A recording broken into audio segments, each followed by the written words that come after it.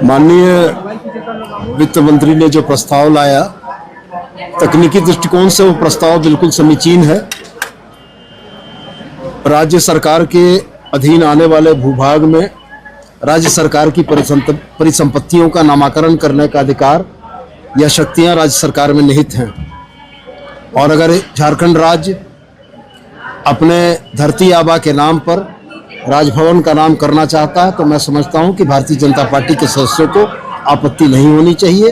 वो माननीय वित्त मंत्री के प्रस्ताव को अस्वीकार नहीं कर रहे हैं, झारखंड की जनता की जनभावना को वो अस्वीकार कर रहे हैं। भगवान बिरसा के नाम को अस्वीकार करने का साहस झारखंड के विभाग के लोगों को नहीं है। बालू को लेकर लगातार विपक्ष सवाल करेगा कि 100 रुपए में सिर्फ कागजों पर सिमटा है, या कहीं मिलता नहीं। 100 रुपए में एक ट्रैक्टर बालू।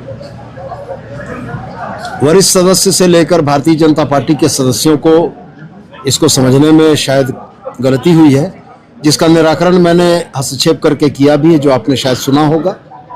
राज्य सरकार ने माननीय उच्च न्यायालय के द्वारा नीलामी पर लगाई गई रोक के बाद एक वैकल्पिक व्यवस्था के तौर पर जिस क्षेत्र में जो 374 ए कैटेगरी के हमारे बालू घाट हैं, संबंधित पंचायतों के कार्यालय में 100 रुपये का शुल्क 100 CFT बालू के लिए जमा करके बालू के उठाव का एक प्रावधान किया है।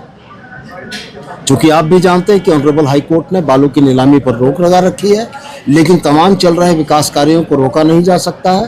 तो ग्राम पंचायतों को 100 रुपया 100 CFT के एवज में बालू के उठाने का अधिकार देने का यह प्रस्ताव रखा गया है। यह चिट्ठी जिलों में जा चुकी है और जिन माननीय सदस्यों को इसमें कन्फ्यूज़न है, मैं उनसे यही आग्रह करूंगा कि स्पेसिफिक अगर वो बताएंगे कि किसी जिले में इसका अनुपालन नहीं हो रहा है तो सरकार निश्चित रूप से संज्ञान लेकर उसको चालू करेगी। पर्यटन बिल भी एक आया है, क्या है वो थोड़ा बता दें।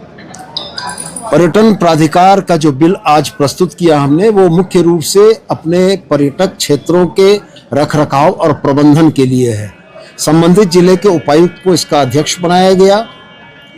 राज्य प्रशासनिक सेवा से अन्यून स्तर के एक पदाधिकारी को इसका CO बनाने का प्रस्ताव है।